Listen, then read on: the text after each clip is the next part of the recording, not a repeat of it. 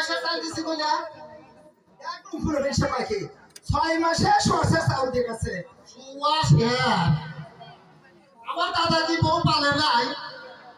6 মাসে কত কত কত কেজি চাল দিছে আমার দাদা চাউল দিছে হইলো পনে হাত কেজি। এই মর যাইবা সবাই তাতে কয় মাস গেছে জানো? আর তোমার এই চাল দিছি চাল বলে নাই। কি হয়েছে এখন বলো। 6 মাসে সরষে চাউল দিয়ে গেছে হ্যাঁ তাহলে তুমি আমার জন্য কি আনছাও